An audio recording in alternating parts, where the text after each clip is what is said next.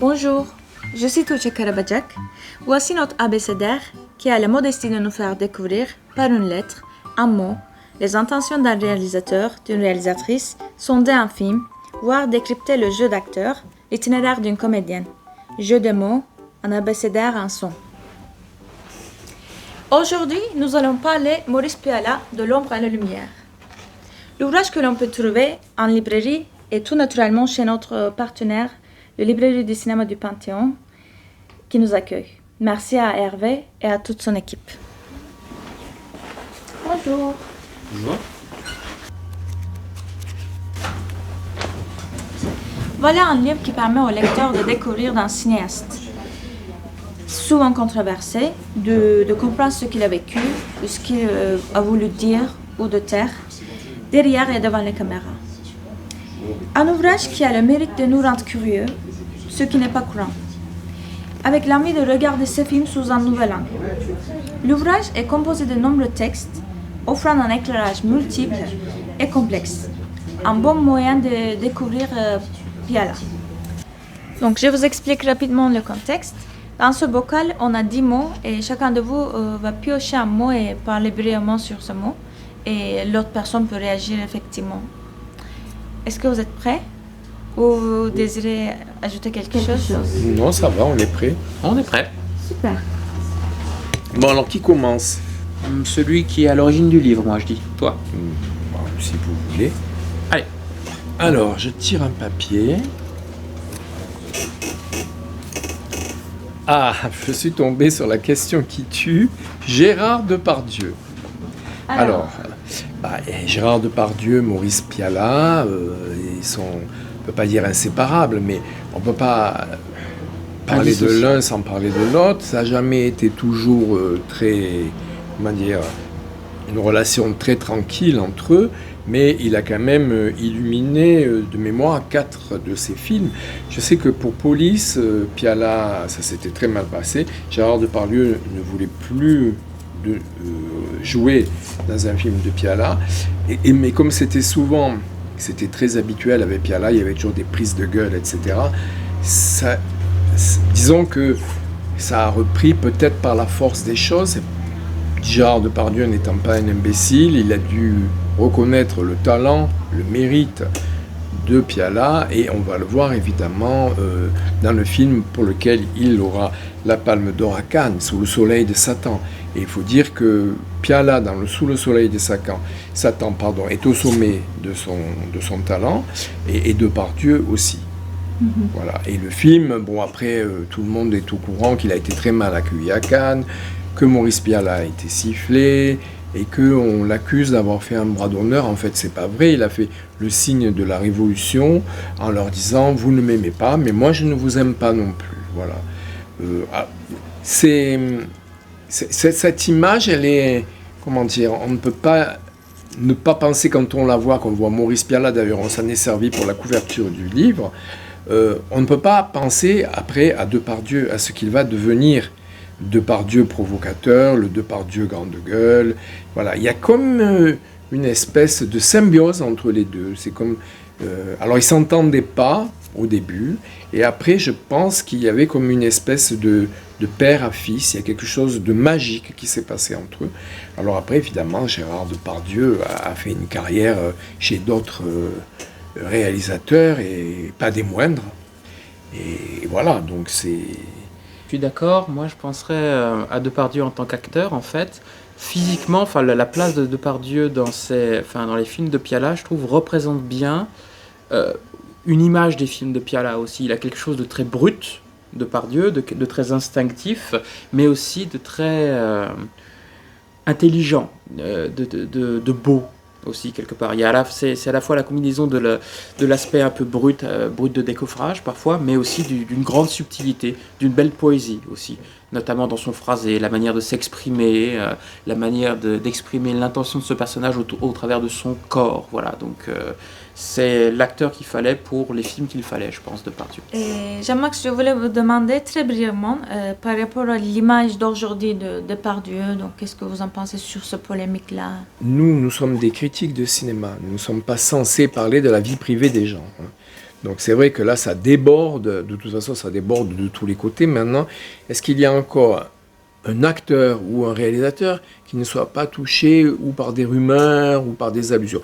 Bon, Gérard Depardieu, évidemment, c'est plus que des rumeurs, mais je pense que peut-être j'ai un droit de réserve et de dire que son talent n'a pas à être jugé néfastement ou négativement, parce que c'est un homme de grand talent, c'est un des grands acteurs français contemporains. Et moi, j'aurais tendance à dire, foutez-lui la paix, laissez-le travailler. Après, le reste, c'est la justice. Après, bon, c'est vrai que j'ai vu, malheureusement pour moi, cette petite émission où on le voit parler très, très, très mal des femmes. J'avoue que j'ai été très choqué. Mais en même temps, je pense que ça fait partie de son personnage. C'est quelqu'un, en fait, c'est la tragédie de l'acteur, c'est-à-dire le paradoxe du comédien, comme disait Diderot. Je crois qu'il a été pris à son propre piège. À force de jouer les grandes gueules, les libertaires, il a été lui-même prisonnier de ce personnage. Alors arrivera-t-il à s'en sortir? Il a quand même 75 ans. À moins de nous faire maintenant du Jean Gabin, tranquille dans son coin, je ne sais pas en quoi il peut renouveler. Voilà, se renouveler ou donner une autre image. Je crois qu'il est mal barré, quoi.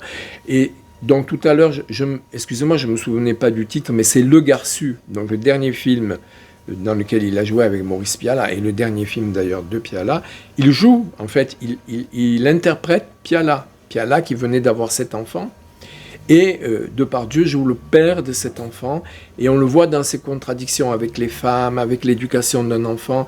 À la fois, il y a une espèce de rudesse chez ce personnage, comme chez Pialat, et de tendresse infinie pour cet enfant. Et puis pour l'amour idéalisé des femmes, c'est-à-dire un homme, une femme, mode d'emploi. C'est souvent cassé, c'est souvent difficile, et c'est souvent voué à l'échec. Il a ses contradictions, notamment la manière dont il traite des femmes aussi, au travers du film. Alors son fils dans la vie... Je parle dans le film, en tout cas dans le film, parce que dans le film, c'est pas son fils. Oui, en fait. non, c'est le paradoxe du comédien. Je parle du personnage, en tout cas. Il aime son fils dans le film, et je dirais aussi que dans aucun des films de Pialat, il n'y a d'apologie du viol ou du harcèlement ou ce genre de choses. En tout cas, moi, il me semble, et qu'on peut regarder ces films à l'aune de ce qu'ils sont et pas de ce qu'est devenu Depardieu. Voilà, pour en profiter au maximum. Alors. Van Gogh. Alors, c'est très intéressant, Van Gogh, parce que c'est plusieurs choses pour Maurice Pialat.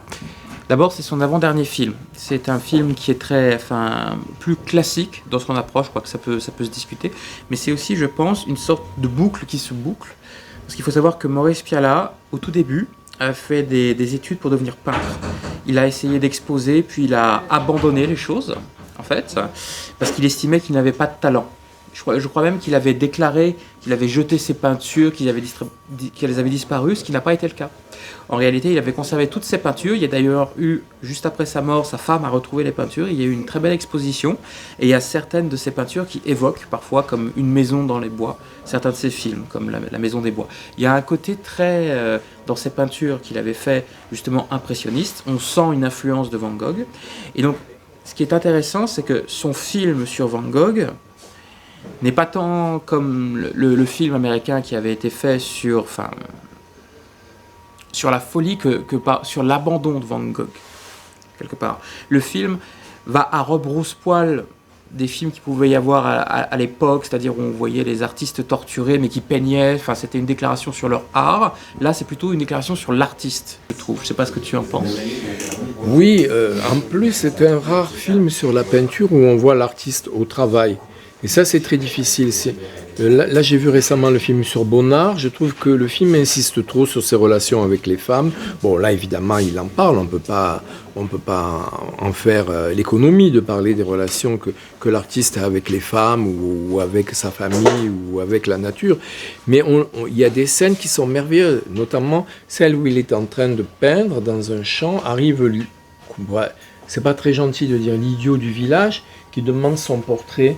Et on voit à ce moment-là Van Gogh griffonner avec de la peinture, donc c'est pas griffonner, mais faire le portrait. Très rapidement. Voilà, et l'idiot se reconnaît dans ce portrait. Et donc là, il y a un acte de création qui est très intéressant. Et en plus, si je devais rajouter quelque chose à ce que tu as dit, je dirais que c'est ce film-là qui donne la lumière du titre de notre livre, en fait, parce que c'est un peu moi qui l'ai voulu, ce titre, donc c'est pourquoi j'en parle. De l'ombre, c'est le film dont je parlais tout à l'heure, c'est-à-dire Sous le soleil de Satan, c'est-à-dire cet univers noir.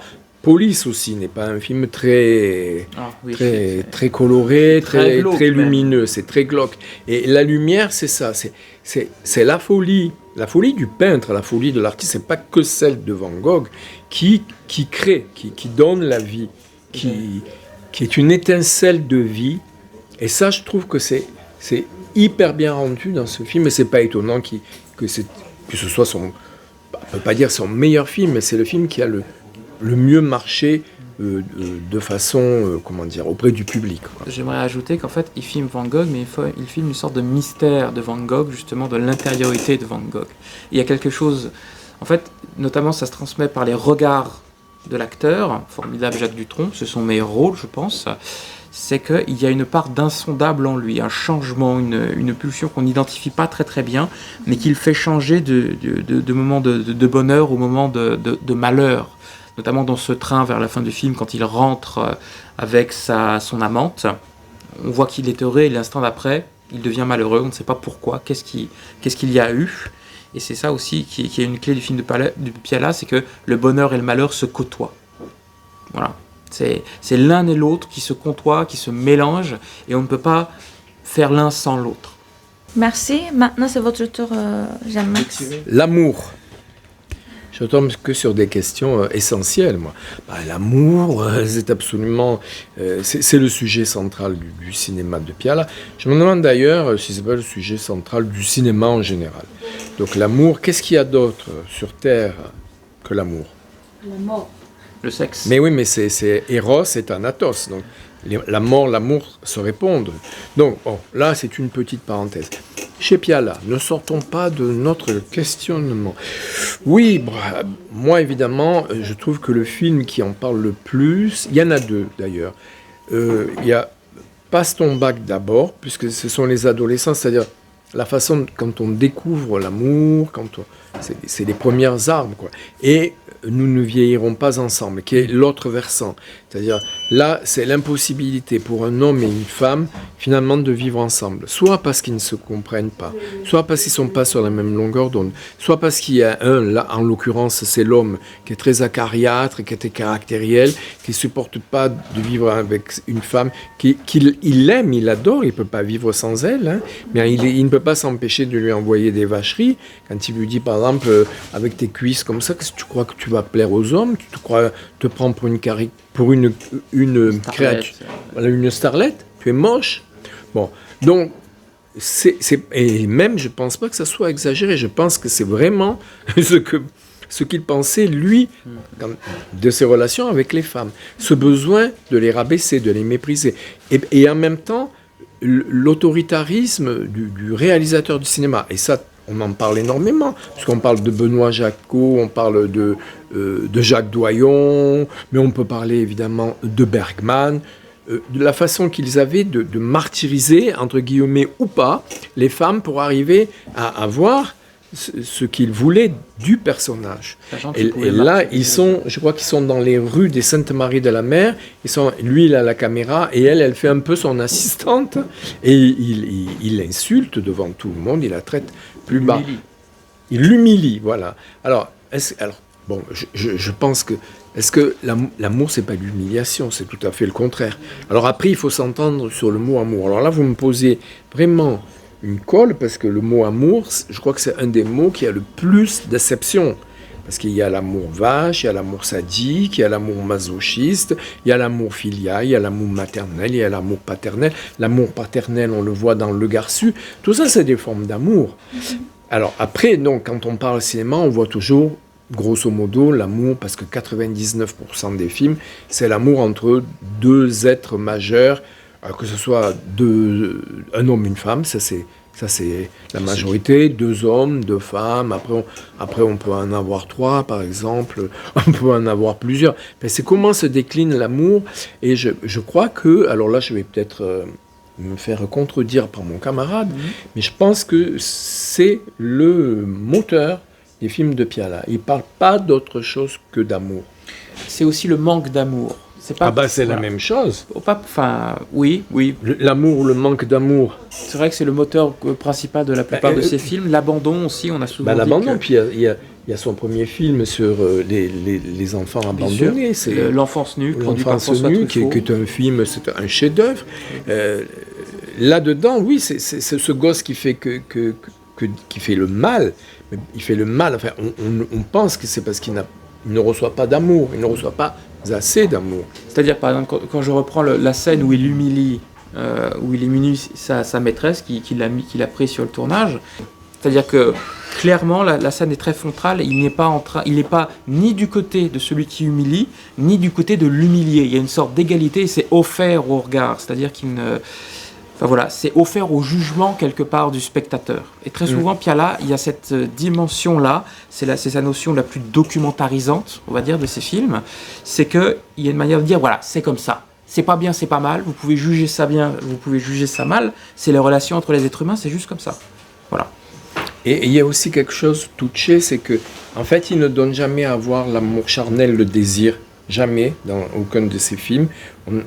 Non, on voit un homme, une femme dans un lit ou faire l'amour, ou peut-être sur le point de le faire. Et c'est pour ça qu'il s'est régalé avec Sous le soleil de Satan, parce que chez ce prêtre, incarné par Gérard Depardieu, il y a une espèce de fascination, à la limite érotique, pour Mouchette, interprétée par Sandrine Bonner. Il y a quelque chose, on sent qu'il est sur le point de succomber. Mais comme il a cette espèce de folie de vouloir être un saint terrestre, c'est pas ça qui l'empêcherait de passer à l'acte. Hein. C'est que Piala est toujours, au lieu de dire « ma chérie, je t'aime, viens, on va faire l'amour », vas-y, tu es moche, tu as des jambes d'oiseau. Voilà. C'est sa façon à lui de dire « je t'aime ». C'est l'amour vache, quoi. On pourrait presque dire que quelque part, l'amour et la sexualité sont presque décorrélés chez Piala et que la sexualité est renvoyée à quelque chose qui empêche de jouir pleinement de l'amour, quelque part. Justement, parce que... À cause de la pulsion, de la nature pulsionnelle. Il y a la pulsion, et puis post coitum anima triste, c'est-à-dire après le coït, l'âme est triste. C'est-à-dire que c'est une quête infinie, l'amour, parce que une fois que vous avez eu un orgasme avec quelqu'un, vous attendez soit le prochain, soit la séparation. Et donc c'est quelque chose qui ne satisfait pas du tout l'homme. Et dans tous ces films, c'est ça, c'est ce regret de ne pas arriver à satiété. À devenir... Je dirais que ça va au-delà de là. C'est pas comme s'il avait faim. C'est atteindre un idéal. C'est comme si l'amour te rendait bon, gentil, heureux. Mais ça, il l'a pas. C'est pour ça qu'il déteste... D'où le désenchantement aussi qui est assez prégnant dans les films de Piala. Et d'où cette violence qu'il a envers sa maîtresse dans « Nous ne vieillirons pas ensemble ». Alors, le temps. Alors, le temps chez Piala. Moi aussi, j'ai une question philosophique, là. Ça, c'est comme au bac philo. J'ai dit « Oh là là, heureusement que je ne suis pas tombé sur cette question ». Déjà, souvent, dans ces scénarios, on ne sait pas très bien à quelle époque on se situe.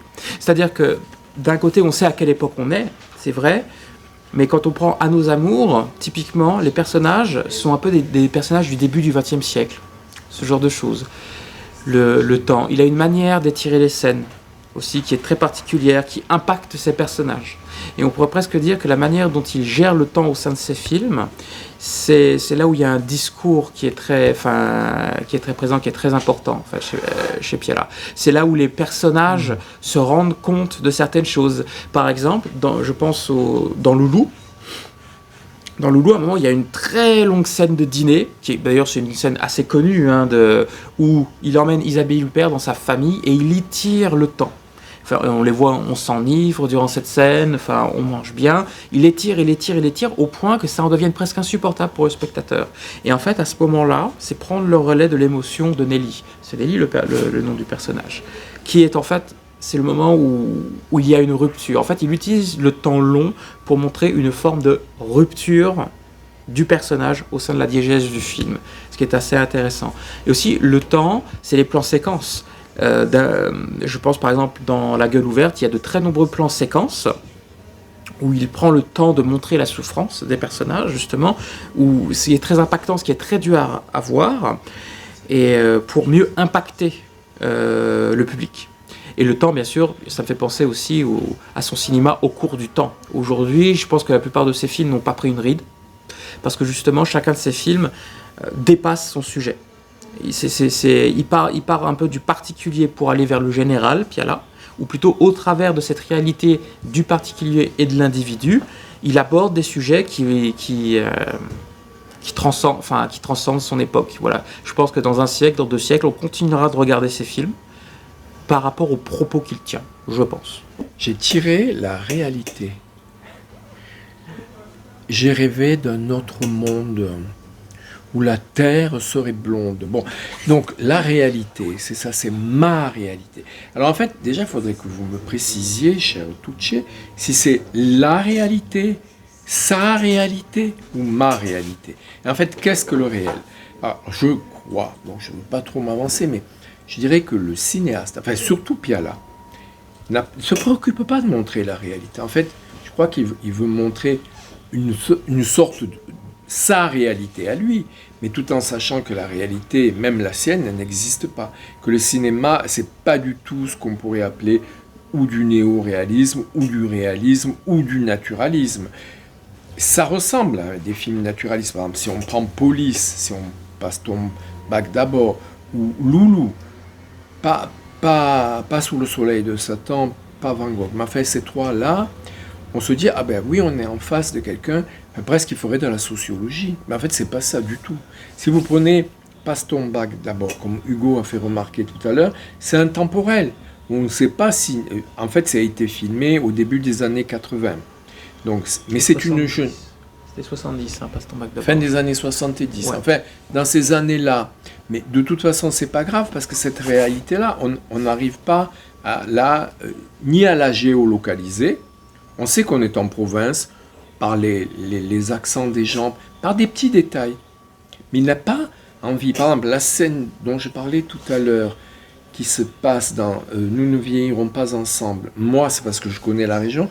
J'ai vaguement déduit que c'était les Saintes Maries de la Mer, mais en fait, on ne sait pas. On sait que là, à ce moment-là, ils sont à Arles. Bon, pourquoi n'irait-il pas aux Saintes Maries? C'est à 30 km, même pas. Mais il n'a pas envie qu'on sache que ces personnages se sont promenés à tel endroit. Par exemple, les fois où ils sont à Paris, on ne sait pas si on est quai de la Tournelle. Par exemple, l'hôtel de police, ouais, où est-il? On ne sait pas. On ne sait pas exactement si c'est central de Paris, si c'est à Lyon.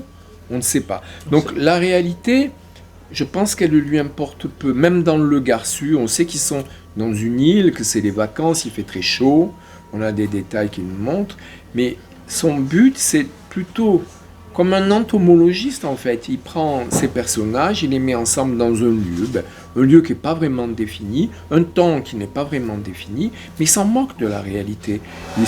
Il pourrait peut-être même y avoir des choses qui sont anachroniques, je ne sais pas, je ne suis pas allé. C'est pas des films qu'on a envie de voir avec le crayon à la main pour essayer de se dire ah mais non il s'est trompé. À l'époque il n'y avait pas, par exemple cette publicité, elle n'était pas encore créée. Vous voyez, il y a des gens qui sont un peu maniaques comme ça. Donc lui la réalité ça lui importe peu. Est-ce que je dis des bêtises? Non. Est-ce Non. que la réalité lui importe? Moi je trouve que non. En fait, il y a plutôt la réalité des sentiments humains. C'est pas, en fait, la Oui, réalité. mais là c'est plus de la réalité. Comment tu peux dire que c'est de la réalité les sentiments?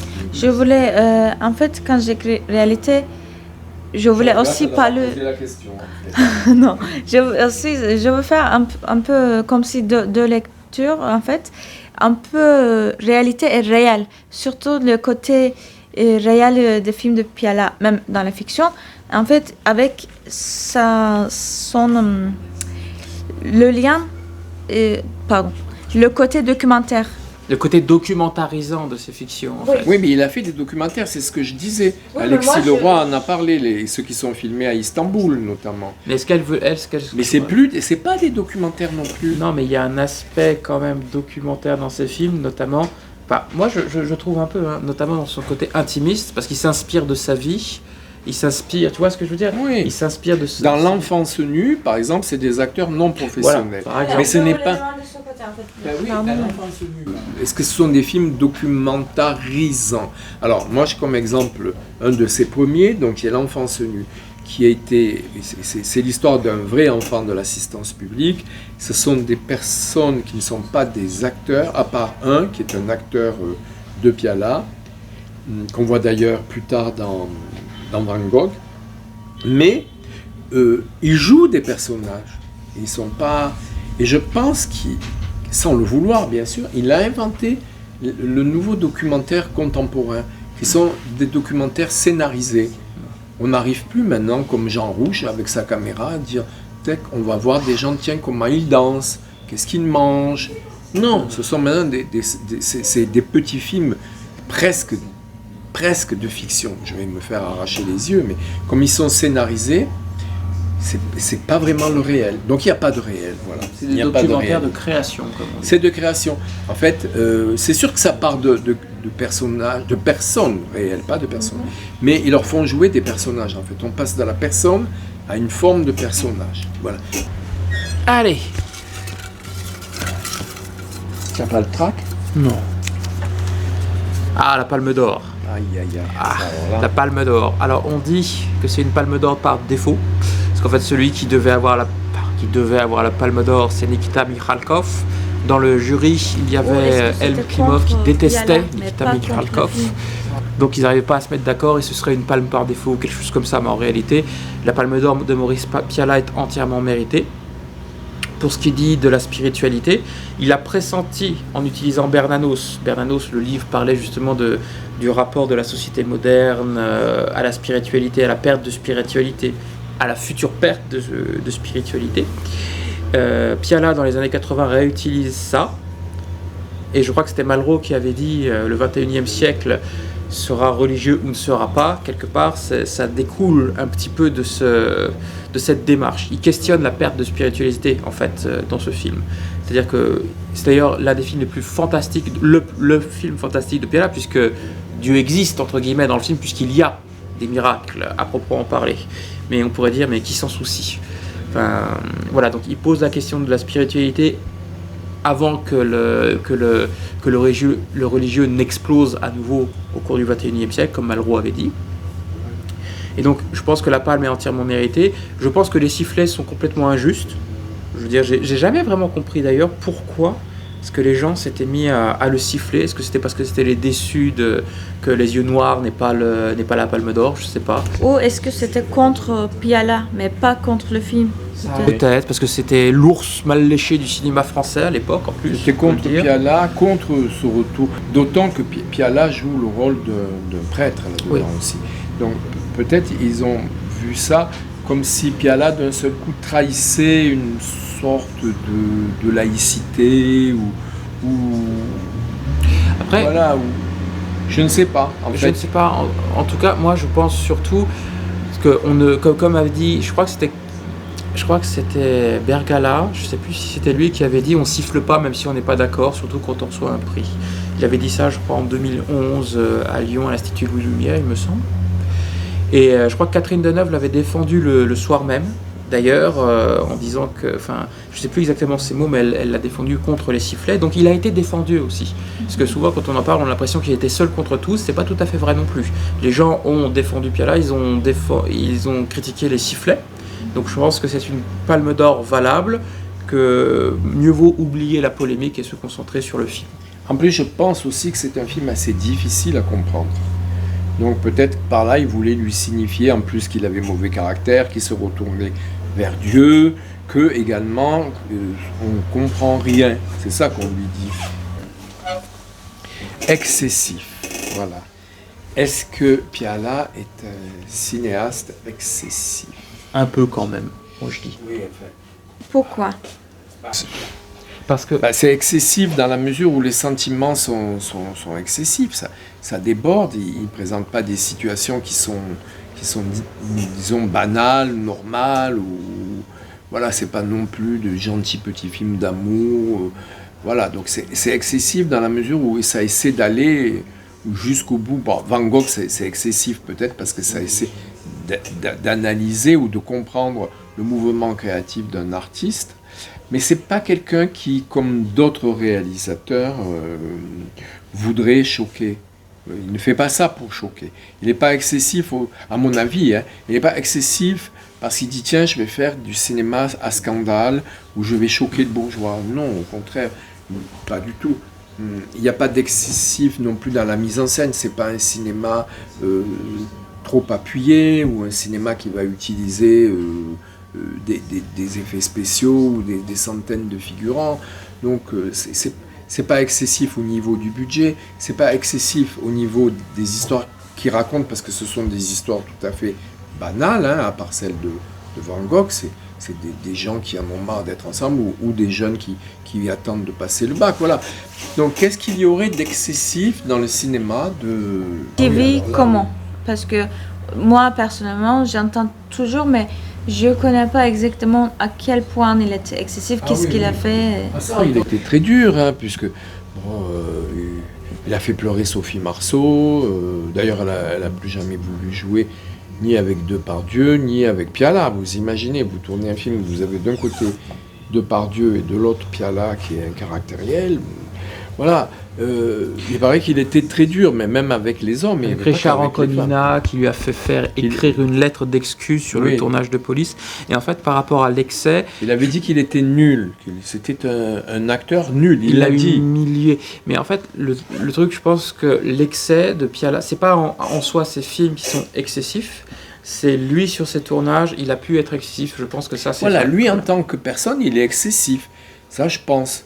Il aurait pu obtenir ce qu'il a obtenu d'une manière moins brutale, sans doute, avec ses acteurs.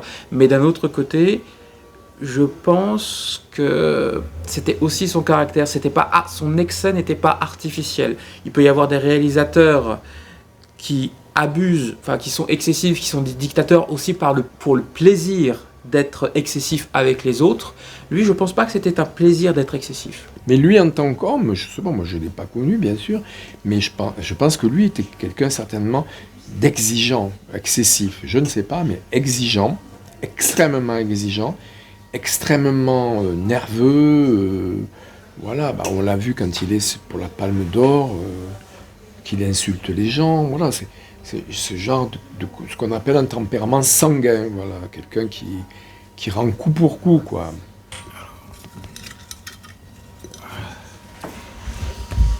Le désir. Alors oui, chez Piala, il y a beaucoup de personnages qui désirent vivre en fait, énormément. Que ce soit le désir sexuel, l'appétit sexuel, le désir de réussite, le désir de trouver l'amour, il aime filmer les personnages qui ont des envies, des pulsions de vie. En fait, chez Piala, le désir, c'est la vie, le désir de vivre. Et en fait, c'est la difficulté des personnes à accomplir ce désir de vie qui est le film. Et c'est pour ça que ces films sont souvent, si ce n'est déprimants, souvent très noirs, parce qu'en fait, les personnages se heurtent. En fait, le désir des personnages, le désir de vivre des personnages se heurte justement à la réalité dont on parlait tout à l'heure. Et les personnages, en fait, prennent conscience qu'un jour ils vont mourir quelque part, ou la mort rôde, la mort guette. Et c'est de là que naît aussi une espèce de, si ce n'est cruauté, de profonde mélancolie. C'est qu'on est à la fois des êtres désirants dans les films de Piala, qui ont une soif, une appétit, mais que c'est une soif et un appétit qui sont insatiables, et d'autant plus insatiables, c'est une sorte de tonneau de Sisyphe. On ne peut jamais combler tous ces désirs parce qu'un jour on va mourir, quelque part. C'est pour ça qu'il y a une profonde mélancolie. On ne peut jamais être satisfait parce qu'un jour on va disparaître. Et en fait, quelque part, l'insatisfaction des personnages, elle provient de ça, c'est qu'un jour, tout va disparaître. Sa jeunesse va disparaître, sa vie va disparaître, les personnes que l'on aime. Et c'est peut-être pour ça aussi qu'il aime les enfants, Piala, parce qu'en fait, tous les enfants sont des promesses. Ce sont des êtres désirants, ce sont des êtres qui n'ont pas conscience de la mort qui rôde. C'est pour ça que le premier film de Piala sur un orphelin est très dur, parce que cet orphelin n'a pas d'enfance quelque part, parce qu'il a trop conscience de l'inexistant, alors je trouve pas le mot, de la rapidité avec laquelle la vie va le rattraper. C'est pour ça aussi que La Maison des Bois, qui est un feuilleton qu'il a tourné, est aussi très puissant, parce que ce sont des enfants qui sont recueillis par un couple dont le fils va bientôt partir à la Première Guerre mondiale, dont les parents ont disparu pendant la guerre. Ouais. Voilà. Donc la mort rôde toujours là. Et en fait, il filme dans La Maison des Bois ces enfants qui vivent, grâce à ses parents, leur enfance, sans avoir conscience de cette mort, alors que la mort est partout puisqu'on est en pleine guerre. Et c'est ça qui est très beau dans ce film, c'est vraiment cette inconscience de la mort des enfants dans une période où la mort est partout présente. C'est de là d'où naît la profonde poésie de ce film. Bon, alors c'est ma dernière question. Ah, la femme, bah, décidément, moi j'ai que des sujets très vastes. Alors la femme. Alors, ce qu'on veut dire, c'est la femme n'est pas l'avenir de l'homme chez lui. Hein. C'est plutôt un problème, une difficulté. C'est pas par la femme qu'on va trouver la solution à ses angoisses, à ses désirs, voilà. Mais en même temps, elle est omniprésente. Ben, c'est comme tout, c'est comme l'amour ou le désir. On ne peut pas en faire l'économie, donc la femme non plus. L'homme s'il n'est pas homosexuel, il a besoin d'une femme, même s'il est homosexuel d'ailleurs. Et donc la femme, ça peut être également sa mère. La mère de Piala, à sa propre mère et à la disparition de celle qui nous a engendrés, c'est le plus bel hommage, évidemment, c'est La Gueule ouverte, puisque on assiste à cette terreur qui est la perte d'un être aimé, mais plus que ça, c'est la perte de celle qui a donné la vie, et en même temps, les femmes de sa vie, alors que ça soit dans sa propre vie, parce que je sais qu'il a eu plusieurs femmes, et il ne s'est pas toujours conduit de manière très élégante avec elles, mais au cinéma également. Donc on va encore revenir, c'est vrai que c'est des questions qui se rejoignent, parce que il n'y a pas d'un côté l'amour, puis d'un autre côté on va traiter des femmes. C'est des questions des sujets qui naviguent de l'un à l'autre. Si on parle de l'amour, on est obligé de parler des femmes, et si on parle des femmes, on est obligé de parler du désir. Donc voilà. Donc les femmes qu'il nous présentent dans ces films, alors les exemples qui me viennent, évidemment il y a Nous ne vieillirons pas à Marlène Jobert, dans Nous ne vieillirons pas ensemble, bien sûr, mais il y a aussi les femmes du film Police qui sont traitées différemment, bon, c'est Sandrine Bonner et Sophie Marceau. Je crois que Sophie Marceau, il lui donne un accent de beurette, enfin de fille de banlieue, c'est bien ça, et dans Nous ne vieillirons pas ensemble, Marlène Jobert, qui était quand même une star à l'époque, hein, c'était quand même quelqu'un qui faisait beaucoup de films populaires, c'était pas n'importe qui, il lui donne en fait le rôle d'une fille un petit peu, moi je pense un petit peu le rôle de Pierrot le Fou, c'est-à-dire la fille qui ne sait pas trop qu'est-ce que je peux faire, je ne sais pas quoi faire. Donc c'est sa maîtresse, en même temps il la désire, en même temps elle le dégoûte, en même temps elle ne peut pas l'aider à faire du cinéma, puisqu'il est cinéaste, c'est encore une fois son autobiographie inventée lui aussi. Et c'est l'objet de désir, cet obscur objet de désir encombrant.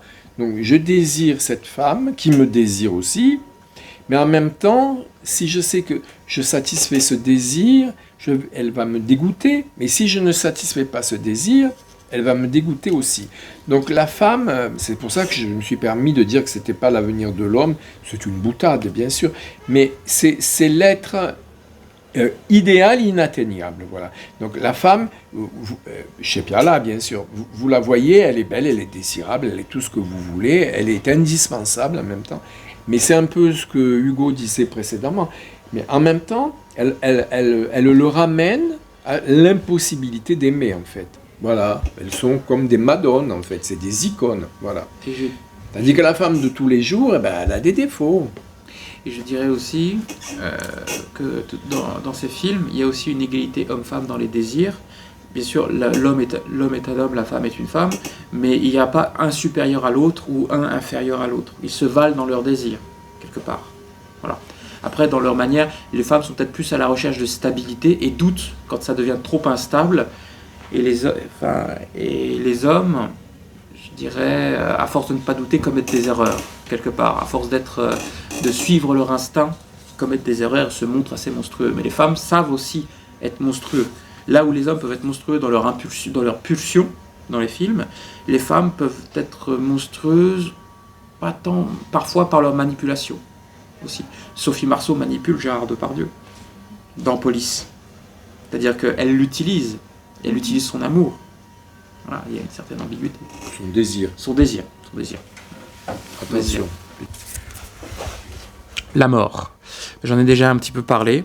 Omniprésente chez Piala. Dès son premier film, quand le jeune enfant tue un chat.